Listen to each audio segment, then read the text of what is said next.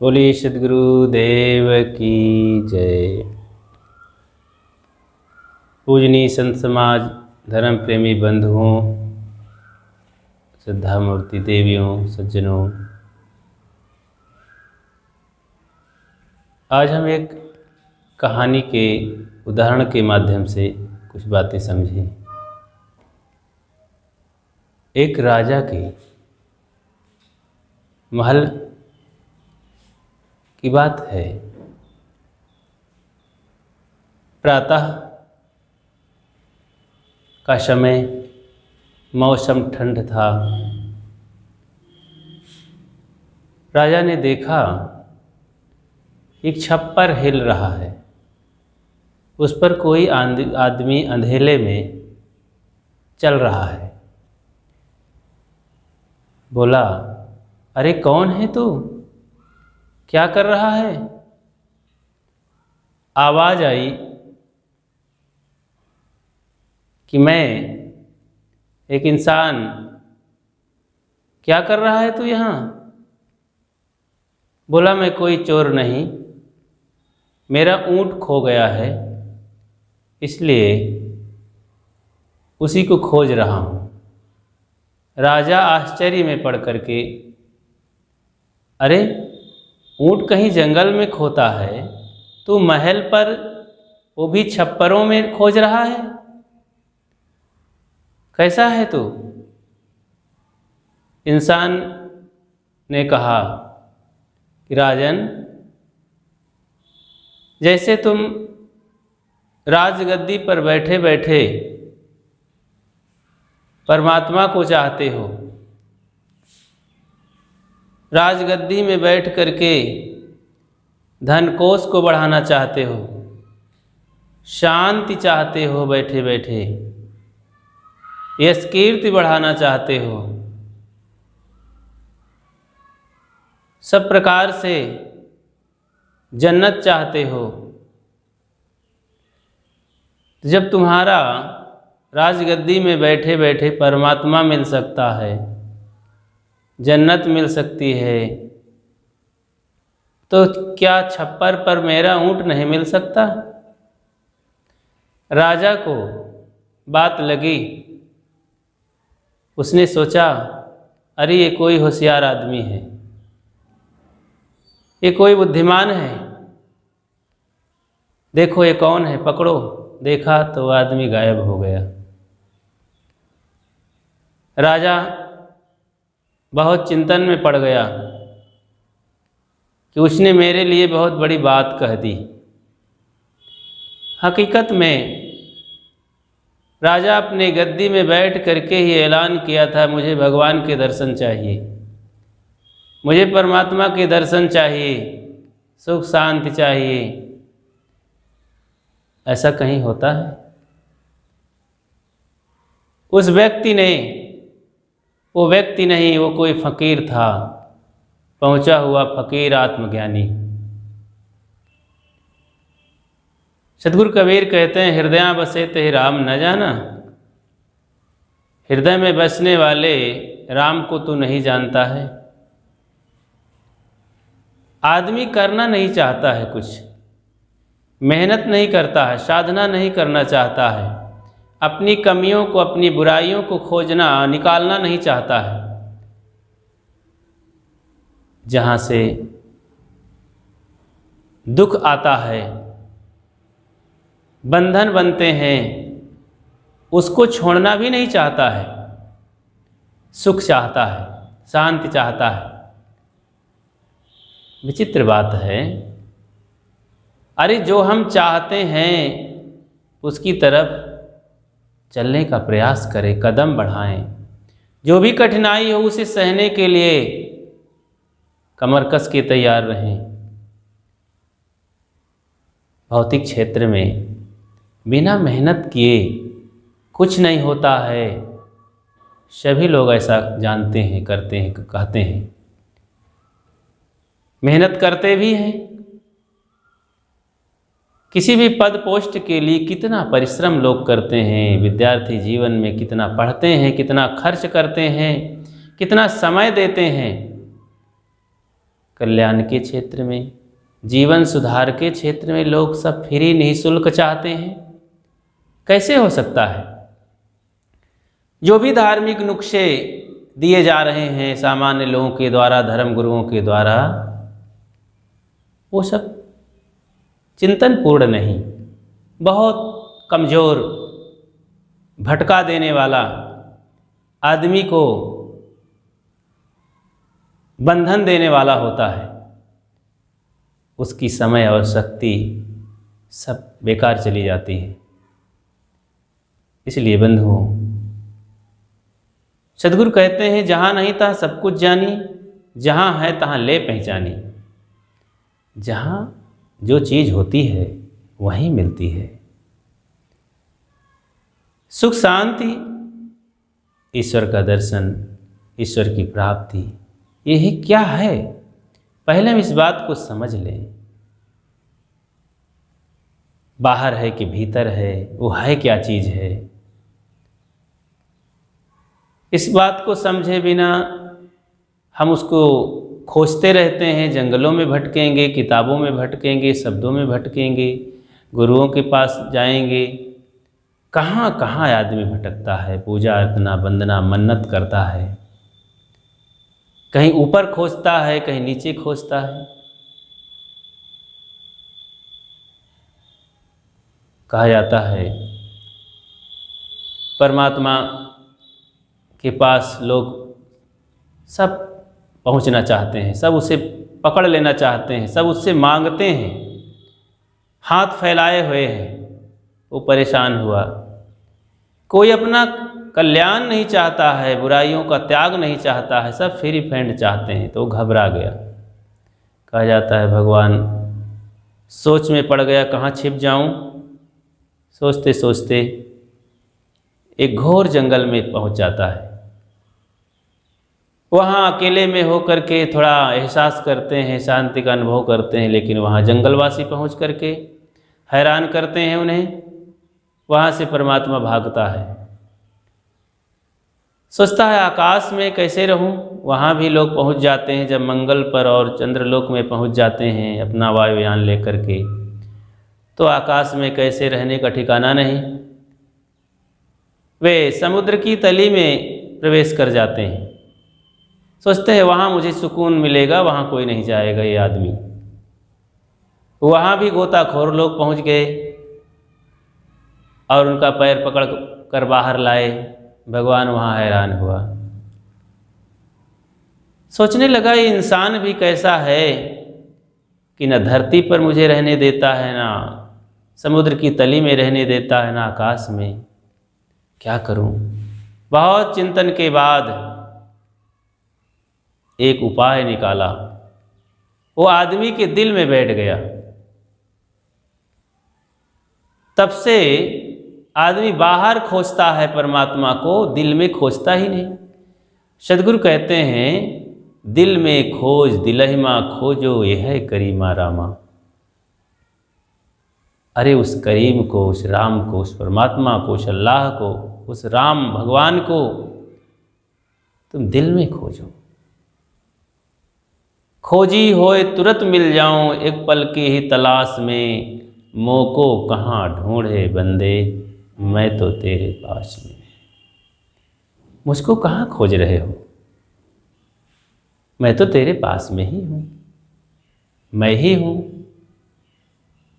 केवल भटकना है बाहर, लेकिन हम चाहते हैं कि ये सब कुछ करना ना पड़े और कोई सुधार, कोई संयम नहीं, कोई मन इंद्रियों पर अनुशासन नहीं, कोई संत महात्मा गुरुजनों के पास जाने की ज़रूरत नहीं, कोई अनुशासन की ज़रूरत नहीं, बस परमात्मा मिल जाए। कैसे हो सकता है?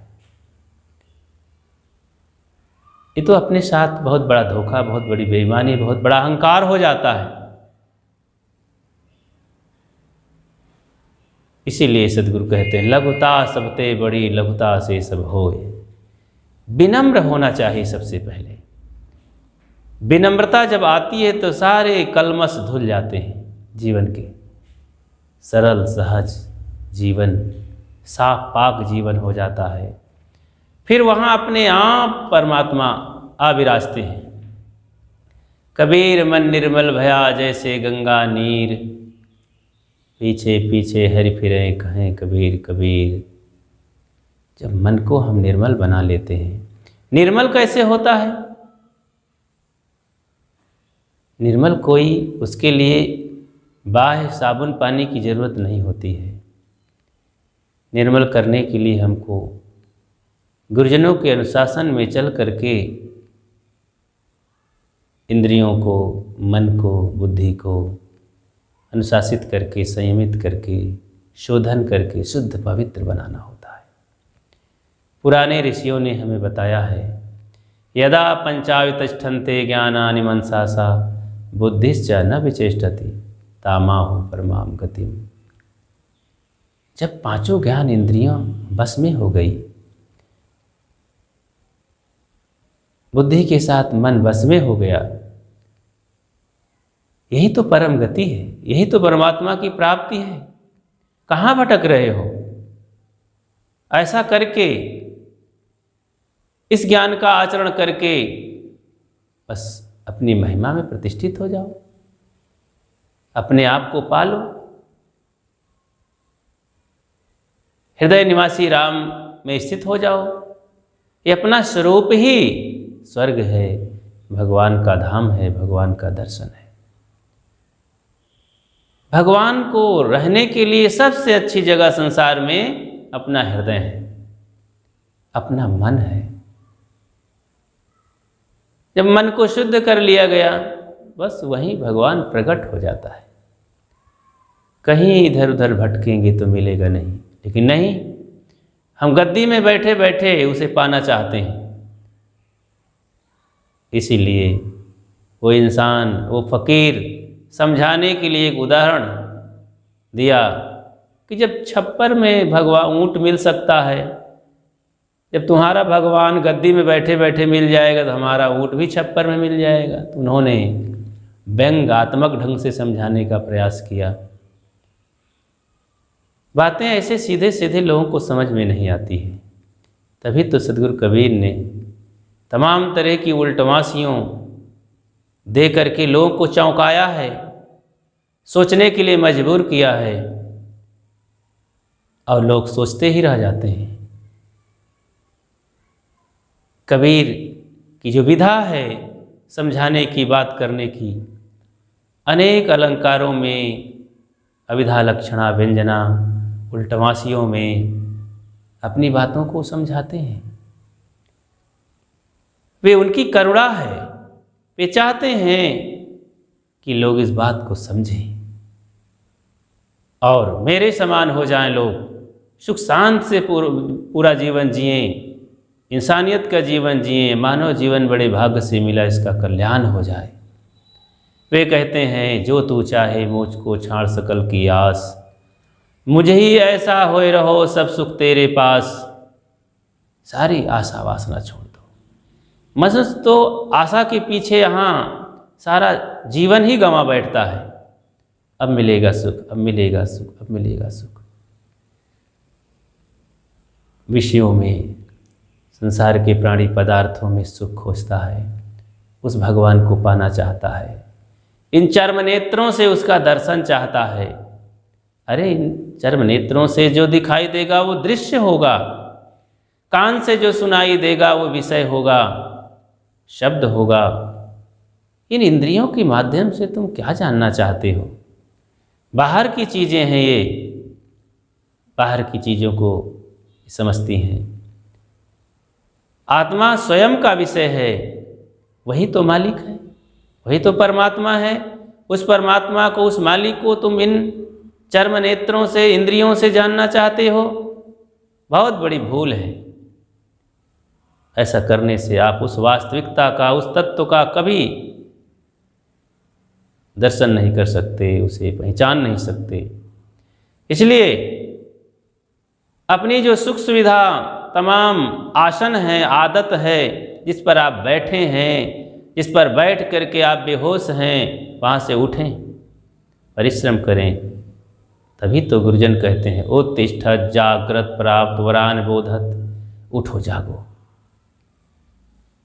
बैठे रहने के लिए नहीं कहते हैं, जागो और उठो। फिर महापुरुषों के पास जाकर के, बोधवानों के पास जाकर के आत्मज्ञान बोध, उस परमात्मा का ज्ञान बोध प्राप्त करो।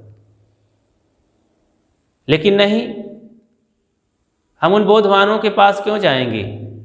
स्वयं हमारे पास बहुत बुद्धि है, बहुत युक्ति है, हम साफ समझ लेंगे। अहंकार से भरे हुए हैं।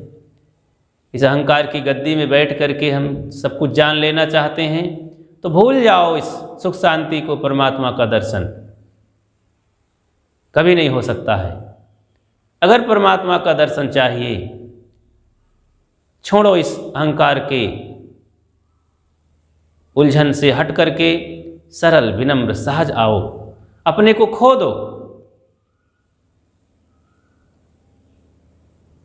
जब मैं था तब हरि नहीं, जब है हरि है मैं नाई।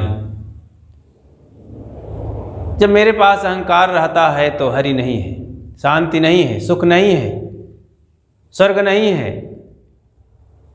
और जब वो आएगा, जब उसके विषय में हमें ज्ञान होगा, सारा अहंकार निकल जाएगा। जहाँ काम नहीं राम है, और जहाँ राम नहीं काम, जहाँ ये कामनाएं हैं, ये विकार हैं, वहाँ पर सुख शांति नहीं, वहाँ पर परमात्मा नहीं, वहाँ पर स्वर्ग नहीं, वहाँ पर सुख नहीं, वहाँ पर जन्नत नहीं। और जब वो आ जाएगा मन में, वो बोध, वो शांति, वो परमात्मा उपस्थिति, वो प्रकाश, वो बोध, तो वहाँ अहंकार रहेगा? बिल्कुल नहीं रह सकता। इसलिए उठो, जागें, सदगुरु कबीर का वचन याद करें। जहाँ धीर गंभीर अति निश्चलता उठ मिलहु कबीरा। विनम्रता के साथ उठ करके चलो बोधवानों के शरण में, और वहाँ बोध ज्ञान आत्मज्ञान प्राप्त करो। तब ये जीवन सफल होगा और परमात्मा दर्शन होगा। इसलिए हम बैठे बैठे नहीं, अपनी जगह में अहंकार से भरे हुए दुर्गुणों में, तमाम वासनाओं से ग्रसित प्राणी पदार्थों की ममता किए बैठे हैं, और परमात्मा दर्शन भी चाहते हैं। छोड़ो अपनी पुरानी मान्यताओं को, छोड़ो इस सीट को, शब्द जाल से ऊपर उठो, अपने हठाग्रह से, पुरानी रस्मों रिवाज से, उलझन भरे संसार से हटो, ऊपर चलो, विवेक विचार के मैदान में आएं, संत गुरुजनों के बताए हुए उपदेशों पर चलें, और अकेले चलने के लिए कमर कस के तैयार हो जाएं। इसके लिए बहुत साथी नहीं मिलेंगे, सबसे हट करके अकेले जीना होगा। तभी वो आनंद का स्रोत खुलेगा, परमात्मा दर्शन होगा। ये बात सुन करके वो राजा उस फकीर का तो साथ नहीं कर पाया, लेकिन निकल पड़ा घर से, और बोधवान फकीरों के पास जा कर के बोध प्राप्त किया। कहा जाता है फिर वो राज में लौटकर कभी नहीं आया, क्योंकि वो झंझट का घर, दुख का घर था, और उसे तो शांति मिल गई, परमात्मा दर्शन मिल गया, और जीवन सुखमय हो गया। सुख ही तो चाहिए, बस वो चीज़ मिल गई, वो काम हो गया। फिर यहाँ लौटने की क्या ज़रूरत है? इस दुखदाई गद्दी की क्या ज़रूरत है? चाह गई चिंता मिटी मनवा बेपरवाह, जिनको कुछ नहीं चाहिए सो साहन प्रतिसाह। सारी चाहनाएं मिट गईं, इच्छाएं मिट गईं, कामनाएं मिट गईं, बस आत्मबोध, आत्मस्थिति, शांति, इससे बढ़कर और कुछ नहीं। इसलिए हम अपने को सरल सहज बनाएं, और बोधवानों की शरण में जा कर के आत्मज्ञान प्राप्त करें, जीवन का जिसमें सर्वोत्तम सुख शांति समाया हुआ है, सफलता है। बस यहीं पर अपनी बात में विराम लेता हूँ। बोलिए सद्गुरु देव की जय।